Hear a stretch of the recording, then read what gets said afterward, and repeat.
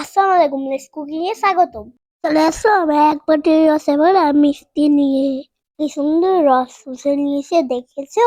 আটি দুধের ছানায় এক বাটি মিষ্টি। চলো তো বানিয়ে দেখাই। 2 লিটার দুধে ছানা কাটিয়ে নিয়েছি। ছানা কি করে কাটতে হয় সেটা তো সবাই জানি, তাই আর দেখালাম না। মিষ্টি তৈরির আগে ছানাগুলোকে তো আগে তৈরি করে নিতে হবে। হাতের তালু দিয়ে ঘষে ঘষে ছানাগুলোকে একদম মুলায়ম করে নিব।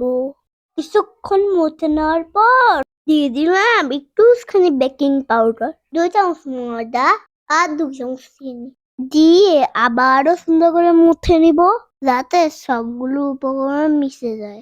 মিহিটো করে নিয়েছি। এবার হাতে তেল মাখিয়ে 2 হাত দিয়ে ছোট ছোট বল করে নিব। তোমরা চাইলে লম্বা করেও শেপ দিতে পারো। এক থাল মিষ্টি বানিয়ে নিয়েছি। চুলাতে কড়াই বসিয়ে দিলাম। ঘপ ঘপ করে তেল দিয়ে দিব। একটু গরম হতে একে একে সব মিষ্টিগুলো দিয়ে দিব। মিষ্টিগুলো হতে হতে অন্য চুলায় পাত্র বসিয়ে দিলাম। মিষ্টি সিরা করে নিব।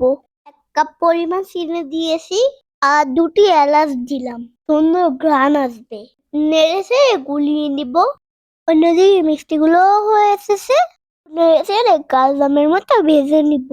বেশি জাল দিয়ে ভাজা না, তাহলেও পুড়ে যেতে পারে। অন্যদিকে শিরায় বলক আসতে শুরু করেছে। খুব মিষ্টি একটা ঘ্রাণ বেরিয়েছে। মিষ্টি ভাজা হয়ে গিয়েছে। এবার এগুলোকে তুলে গরম শিরায় দিয়ে দিব। প্রথম অবস্থায় মিষ্টিগুলো ভাজতে থাকবে। মিডিয়াম আছে 5 মিনিট জাল করে নিয়েছিলাম। তারপর চুলা বন্ধ করে ঢেকে রেখেছিলাম। 30 মিনিট পর মিষ্টি রেডি। 1 বাটি মিষ্টি নিয়ে আসলাম। দেখো তো, গরম গরম মিষ্টি খেতে কার না ভালো লাগে। আজই বানিয়ে ফেলো তো, মজা।